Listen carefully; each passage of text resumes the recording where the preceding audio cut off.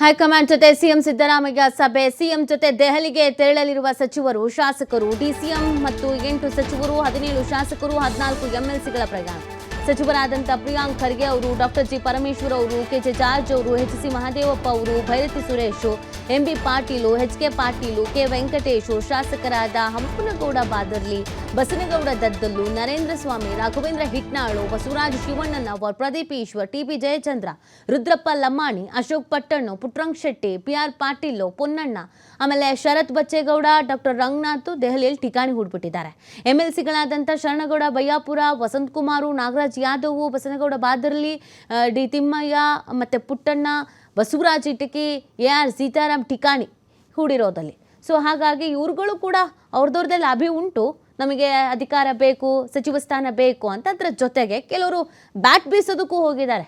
CM ಪರವಾಗಿ, ಡಿ.ಸಿ.ಎಂ ಪರವಾಗಿ chance ಕೊಟ್ಟು ನೋಡಿ, ಅಥವಾ ಈ ಕೊಟ್ಟಿರೋ ಚಾನ್ಸನ್ನು ಉಳಿಸ್ಕೊಳ್ಳೋದಕ್ಕೆ ಅವಕಾಶ ಮಾಡಿಕೊಡಿ, ಈ ಥರ. ಸೊ ಇವ್ರುಗಳು ಹೋಗಿರೋದೇ ಪ್ರಶ್ನೆ ಇರೋದು. ಮೇ ಬಿ ಇವ್ರುಗಳಿಗೂ ಮಾತಾಡೋದಕ್ಕೆ ಅವಕಾಶ ಕೊಡ್ತಾರಾ ಅಂತ. ಹೌದು, ಕೆಲವರು ಅವರ ವೈಯಕ್ತಿಕ ವಿಚಾರ, ನೀವೇ ಸಿ.ಎಂನಾದ್ರೂ ಬದಲಾವಣೆ ಮಾಡಿ, ಇವ್ರನ್ನಾದ್ರೂ ಮುಂದುವರಿಸಿ, ನಮಗೂ ಅದಕ್ಕೂ ಸಂಬಂಧ ಇಲ್ಲ, ಬಟ್ ನಮ್ಮನ್ನು ಮಾತ್ರ ಸಚಿವರು ಮಾಡಿ ಅಂತ ಕೇಳೋದಕ್ಕೂ ಹೋದವರು ಇದ್ದಾರೆ ಕೆಲವರು. ಯಾಕಂದರೆ ಈಗ 1.5-2 ವರ್ಷದಿಂದ ಅವ್ರಿಗೂ ಅಲ್ದು ಸಾಕಾಗಿ ಹೋಗಿದೆ. ಸೊ ಹಾಗಾಗಿ ನಮ್ಗೆ ಅವಕಾಶ ಮಾಡಿಕೊಡಿ ಅಂತ ಕೇಳೋದಕ್ಕೆ ಅಂತ ತೆರಳಿದ್ದಾರೆ.